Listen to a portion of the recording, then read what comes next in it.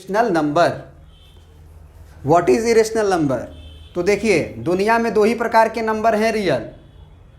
जो real number होते हैं, रियल नंबर का मतलब सारे numbers, rational number, irrational number, integers, non integers, है ना, प्राइम नंबर, सारे जो है रियल नंबर के अंदर आ जाते हैं। माने सब कुछ को रियल नंबर कहते हैं। यानी कि कोई भी नंबर आप लिख दीजिए वो रियल नंबर है। तो जो नंबर रेशनल नहीं हुआ, जो नंबर रेशनल नहीं हुआ उसे हम लोग इरेशनल नंबर कहते हैं, पहली बात तो। लेकिन अब कोई लोग कहेगा कि सर जीरो तो है हमारा रेशनल नंबर, बताया गया है ना कि जीरो को हम लोग 0/1 लिख सकते हैं, तो p/q के फॉर्म में हो ही गया, और q जो है वो जीरो नहीं होना चाहिए। p कुछ भी हो कोई दिक्कत नहीं है, तो ये रेशनल नंबर हो गया। तो अगर हम बोलेंगे कि फिर 1/0 क्या है, तो हम बोलेंगे ये रेशनल नंबर तो नहीं है। तो कोई बोलेगा कि सर तब ये इरेशनल नंबर होगा अभी अभी के डेफिनेशन के अनुसार। क्या हम बोले कि जो नंबर रेशनल नहीं होगा उसे इरेशनल नंबर कहते हैं। तो कुछ लोग बोलेंगे कि तब 1/0 इरेशनल नंबर है। ऐसा बोल सकते हैं कि नहीं बोल सकते हैं? बात समझ रहे हो? दो ही प्रकार के नंबर हैं, या तो रेशनल नंबर या तो इरेशनल नंबर रियल नंबर के अंदर। तो अब जो है एक कॉम्प्लेक्स नंबर भी होता है, जो आगे आप क्लास 11th में जाके पढ़ोगे। लेकिन अभी बता रहे हैं कि जो नंबर रेशनल नहीं हुआ वो इरेशनल होगा। लेकिन इसका मतलब ये मत समझ लेना कि 1/0, जीरो का जो रेसिप्रोकल होता है वो तो रेशनल नंबर नहीं होता है, क्योंकि ये अनडिफाइंड हो जाता है। तो इसको इरेशनल नंबर मत कहने लगना।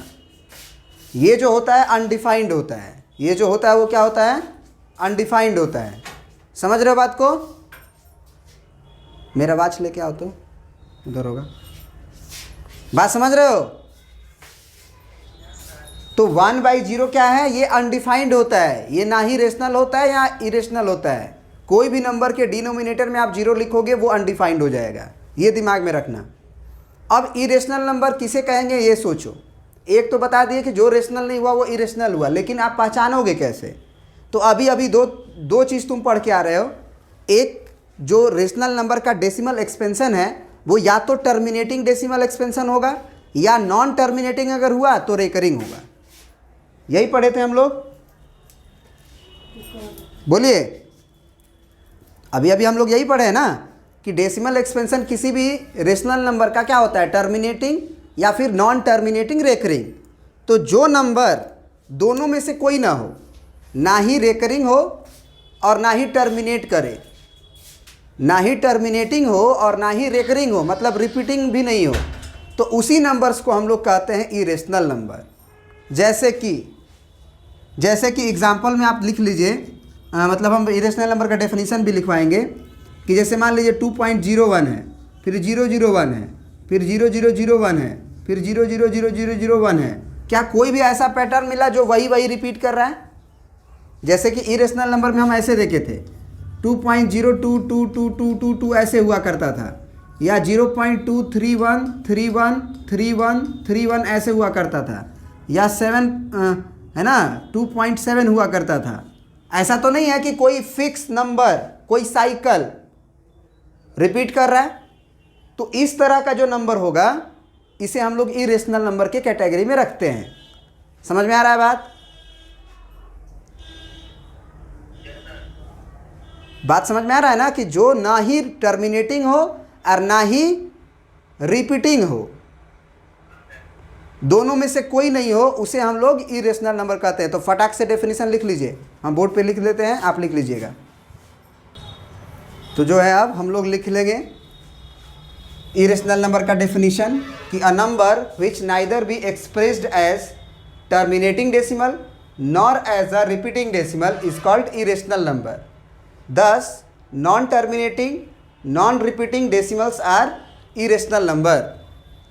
मतलब ऐसा नंबर जिसे ना ही हम एक्सप्रेस कर पाए टर्मिनेटिंग डेसिमल में और ना ही एक्सप्रेस कर पाए रिपीटिंग डेसिमल में, ऐसे ही नंबर को हम लोग इरेशनल नंबर कहते हैं। एग्जाम्पल में आप लिखवा ही थे, फिर भी लिख लीजिए।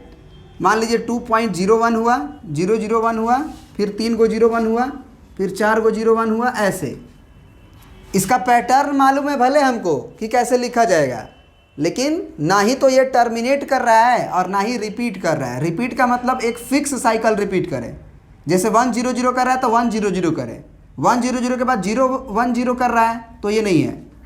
दूसरा एग्जांपल आप और भी लिख सकते हैं, 5.001 है ना, डबल 5 0 1 ऐसे लिख दो, कोई फिक्स ऐसे टर्मिनेटिंग ना हो। तो ये तो रहा इरेशनल नंबर में। और भी नोट करके हम बातें लिखेंगे।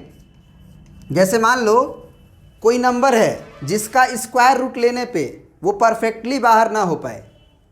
कोई नंबर है जिसका स्क्वायर रूट लेने पे वो परफेक्टली बाहर ना हो पाए, उसे भी हम लोग इरेशनल नंबर कहते हैं, क्योंकि उसका भी डेसिमल एक्सपेंशन जो है वो कुछ इसी तरह का आता है, नॉन टर्मिनेटिंग और नॉन टर्मिनेटिंग नॉन रेकरिंग, है ना। तो अब नोट करके वो बात है। जैसे एक और बात बताओ, जैसे मतलब इसी बात को जो हम बोले उसको लिखोगे तो, जैसे हम बोले कि एक नंबर है √4, क्या ये परफेक्ट स्क्वायर है, यानी कि इसके बाहर 2 आ जाएगा तो ये रेशनल नंबर में आ जाएगा। लेकिन वही √2 कर दे तब, तो अब जो है ये परफेक्टली स्क्वायर नहीं है, तो इसका रूट बाहर नहीं आ सकता है। तो ये सारे नंबर्स किस में आते हैं हमारे, √5, √7, √6, जो भी परफेक्टली बाहर नहीं आ सकते हैं। जैसे √9 को नहीं बोल सकते हैं, ये रेशनल नंबर में आएगा। ये सारे जो लिखे हैं इरेशनल नंबर में आएगा, ये भी रेशनल नंबर में आएगा। बात समझ रहे हो? मतलब जो √ से बाहर आ जाएगा उसे तो हम 3/1 लिख सकते हैं, 2/1 लिख सकते हैं, सीधा दिखाई दे रहा है, या 2.0 भी लिख सकते हैं, या 3.0 भी लिख सकते हैं। तो ये टर्मिनेटिंग डेसिमल हो गया ना। अगर हम बोलेंगे कि जो इंटीजर्स होते हैं वो टर्मिनेटिंग डेसिमल है कि नॉन टर्मिनेटिंग रिपीटिंग है, रेशनल नंबर तो है, तो इसे हम बोलेंगे टर्मिनेटिंग है। क्यों टर्मिनेटिंग है? क्योंकि 5 को हम लोग 5.0 लिख सकते हैं, तो अगर डेसिमल के बाद 000 से एंड हो जाता है तो ऐसे डेसिमल एक्सपेंशन को हम लोग टर्मिनेटिंग डेसिमल के अंदर रखते हैं। समझ में आ गई बात?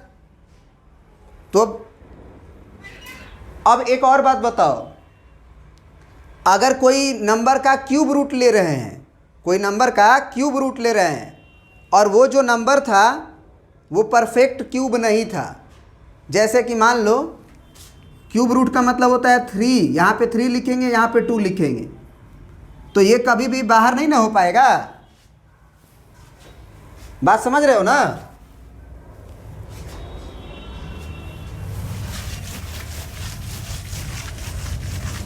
जैसे कि तुम देखोगे, सबसे पहले तो तुम्हें यहाँ पे क्या पता होना चाहिए कि कैसे हम लोग रूट से बाहर वगैरह निकालते हैं, एक्सपोनेंट्स वगैरह पता होना चाहिए। तो अगर मान लो यहाँ पे 3 लिखा रहता है तो इसका मतलब क्या होता है, पहले ये सोचो। ये 2 × 2 × अगर 2 लिखा हुआ हो, मान लो 8 क्यूब रूट ऑफ 8 लिखा हो, तो इसका मतलब ये होता है। और ये जो 3 लिखा होता है वो बोलता है कि एक ही जैसा अगर 3 गो नंबर हो तो एक गो बाहर कर दो और हमें भूल जाओ, एक गो बाहर कर दो और हमें भूल जाओ। ये 3 बोलता है कि 3 ठो एक ही जैसा नंबर हो तो बाहर कर दो। तो under cube root of 8, cube root of 8 क्या है, रेशनल नंबर है। और वही मान लो हम क्यूब रूट ऑफ बोल दे, मान लो 16, तो इसको भी क्या करोगे, सबसे पहले 16 को तुम ऐसे करोगे, पहले प्राइम फैक्टराइजेशन के फॉर्म में तोड़ोगे।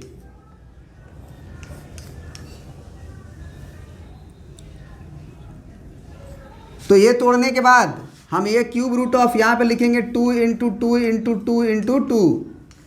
अब ये क्या करेगा कि 3 को एक जैसा दिखाई देगा तो उसे बाहर कर लेगा, लेकिन ये तो बाहर नहीं हो पाएगा और ये भी यहाँ रह जाएगा, यानी कि ये 2 जो है एक तो बाहर हो जाएगा, ये क्यूब रूट ऑफ 2 हो जाएगा। तो अब ये अगर ये ऐसा नंबर हो तो उसे हम लोग इरेशनल नंबर कहते हैं। और इरेशनल नंबर का रिप्रेजेंटेशन लिख लेना, इरेशनल नंबर का रिप्रेजेंटेशन क्यू बार होता है। रेशनल नंबर का रिप्रेजेंटेशन क्यू बोले थे ना, इसका रिप्रेजेंटेशन इरेशनल नंबर का क्यू बार होता है, या क्यू के ऊपर सी लिखते हैं, क्यू कॉम्प्लीमेंट। क्यू कॉम्प्लीमेंट मतलब जो रेशनल नहीं होगा उसे इरेशनल नंबर कहते हैं, जो हम सबसे पहले ही बताए। तो ये इरेशनल नंबर में आएगा, जबकि ये रेशनल नंबर में आएगा। अब जरा बताओ, अगर यहाँ पे फिफ्थ रूट ऑफ लिखा हुआ हो मान लो 32, तो फिफ्थ रूट का मतलब ये फाइव क्या बोलता है कि एक ही जैसा नंबर अगर 5 को लिखा हो तो ए को बाहर कर दो और हमें भूल जाओ। तो हम 32 को लिखें तो ये 2 × 2 × 2 × 2 × 2 5 बार लिख सकते हैं। 2 दूना 4 दूना 8 दूना 16 दूना 32। अब ये 5 क्या बोलेगा? 5 बोलेगा कि एक ही जैसा नंबर 5 तो है तो ए को बाहर कर लो और हमें भूल जाओ, सॉरी 2 को। तो आप बताओ फिफ्थ रूट ऑफ 32 इसको क्या पढ़ते हैं? Fifth root of 32। ये तो 2 है, तो एक्चुअल में जो दिख रहा था वो था नहीं, ये p/q के फॉर्म में आ गया। तो कभी भी क्यूब रूट लिखा हो, फोर्थ रूट लिखा हो, सेवेंथ रूट लिखा हो, तुम ये बस चेक कर लेना कि क्या वो रूट से बाहर आ रहा है या नहीं। अगर वो रूट से बाहर आ जाएगा पूरी तरह से, कुछ भी बचना नहीं चाहिए, तब उसे हम लोग रेशनल नंबर कहेंगे। और अगर बाहर नहीं आ पाया तो उसे इरेशनल नंबर के कैटेगरी में रखेंगे। समझ में आ गई बात? बोलिए। ओके, प्रिंट कर लीजिए ये सब बातें।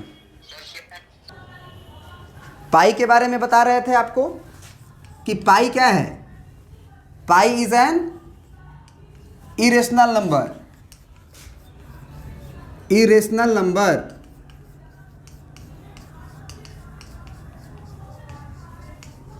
पाई का जो एग्जैक्ट वैल्यू होता है, exact value of pi is not 22/7। आपको बताया गया था द वैल्यू ऑफ पाई या the exact value of pi, exact value of pi is not 22/7।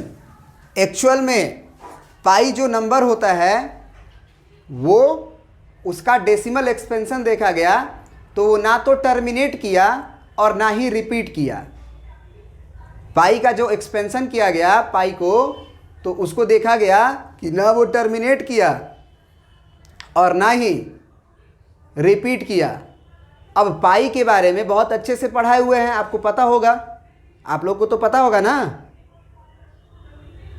अरे पाई का वीडियोस देखे हो कि नहीं देखे हो? पाई की कहानी, क्यों इरेशनल नंबर होता है, पाई आता कहाँ से है। हम सर्कल का एरिया में πr² बोलते हैं, सर्कल का सरकमफरेंस में 2πr बोलते हैं। ये पाई आता कहाँ से है? ये पाई आता कहाँ से है? तो इसके बारे में आपको बहुत अच्छे से बताया गया है। लिंक में मतलब डिस्क्रिप्शन में इसका लिंक भी डाल देंगे इसी वीडियोज़ में, वहाँ से भी देख सकते हो। पहले भी पार्ट 2 में शायद हम बताए हुए हैं पाई के बारे में। ओके, चलो थैंक यू। अब ज़रा आगे बढ़ते हैं।